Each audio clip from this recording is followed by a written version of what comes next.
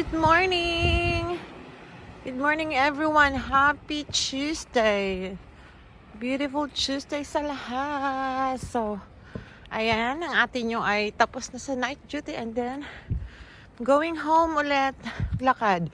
And, kumain na ba kayo ng almusal guys? Ako, tarang! Yan! Ito palagi ang gusto kong almusal guys. Kaysa tinapay, eto, kamote. Ano siya? Steam kamote. Yan guys, oh. Kita nyo ba? Ang sarap na ito. Ito lagi yung ano.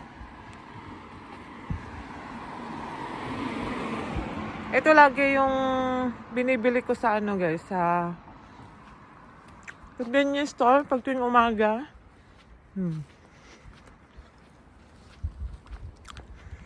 Agahan ko na.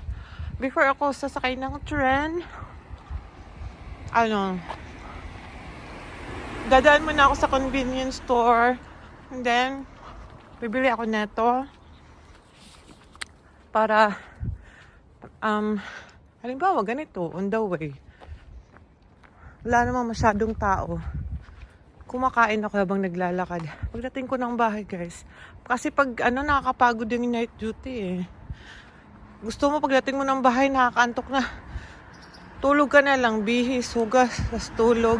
Ayan. Kaya, hanggat maaari, kumakain na ako on the way. O diba, Girl Scout na Girl Scout. Busog ka na neto, guys. Malaki to. Ayan o. Alam niyo yung mga kamote ng Japan. Malalaki yung kamote ng Japan, ha. Hindi katulad sa atin, di ba, maliliit. May malalaki man tayo, pero yung sobrang taba. Ito sa kanila, malaki na mahaba. Ayan, oh. Ganun siya kahaba. Okay, so. Ayan siya. For only 200 yen. Ayan siya, 200 yen siya. Ang harap. So, ayan lang, guys. Nag-good morning na ako sa inyo.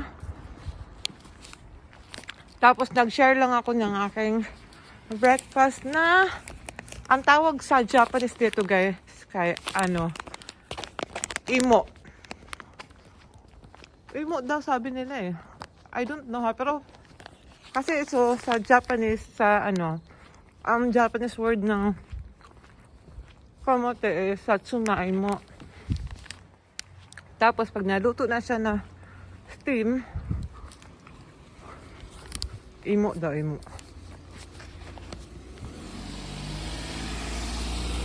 So, ano lang. Bilisan na natin yung paglalakad kasi naambon guys. So, yan lang. Bye-bye. Tingnan mo, makulimlim yung parin yung tinignan ko na, chinek ko na yung weather eh. Wala naman daw ulan pero tingnan mo, naambon. Naambon siya guys. So, bye na guys. Thank you so much.